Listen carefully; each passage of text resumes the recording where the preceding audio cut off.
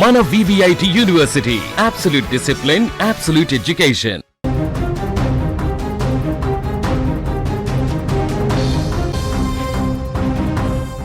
ఢిల్లీలో నిర్భయ ఘటన యావత్ ప్రపంచాన్ని కదిలించింది. బస్సులో ఓ యువతిపై సామూహిక అత్యాచారం చేసి అత్యంత దారుణంగా ప్రవర్తించారు.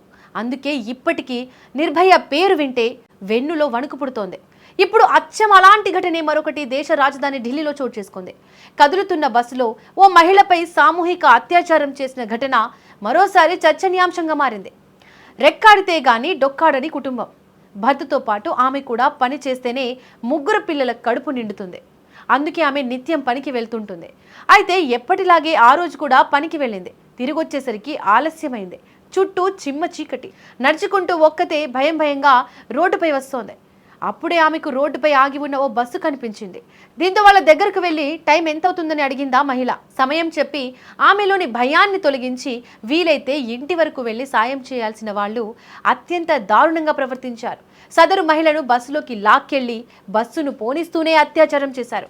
ఒకరి తర్వాత ఒకరు బస్సు నడుపుతూ డ్రైవర్, కండక్టర్లు ఇద్దరు ఆమెపై అఘాయిత్యానికి పాల్పడ్డారు. అయితే ఈ దారుణం తర్వాత బాధితురాలు పోలీసులను ఆశ్రయించింది. తనపై 2 వ్యక్తులు అత్యాచారం చేశారని ఆమె ఫిర్యాదులో పేర్కొంది. వెంటనే స్పందించిన రాణిబాగ్ పోలీసులు కేసు నమోదు చేసి దర్యాప్తు ప్రారంభించారు. బాధితురాలికి వైద్య పరీక్షలు నిర్వహించగా అత్యాచారం జరిగినట్లు ప్రాథమికంగా నిర్ధారణ అయ్యింది. పోలీసులు సాంకేతిక ఆధారాల సాయంతో నిందితులను గుర్తించి నిందితులను అదుపులోకి తీసుకున్నారు. నేరానికి ఉపయోగించిన స్లీపర్ బస్సును కూడా పోలీసులు స్వాధీనం చేసుకున్నారు. నిందితులను డ్రైవర్, కండక్టర్లుగా గుర్తించారు. బాధిత మహిళకు వివాహమై 3 పిల్లలు ఉన్నారు.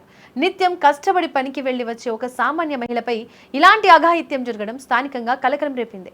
ముఖ్యంగా రాత్రి వేళల్లో మహిళల భద్రతపై మళ్లీ నీలినీడలు కమ్ముకున్నాయి. ఈ కేసును అన్ని కోణాల్లోనూ దర్యాప్తు చేస్తున్నామని, నిందితులకు కఠిన శిక్ష పడేలా చర్యలు తీసుకుంటామని ఢిల్లీ పోలీసు అధికారులు వెల్లడించారు.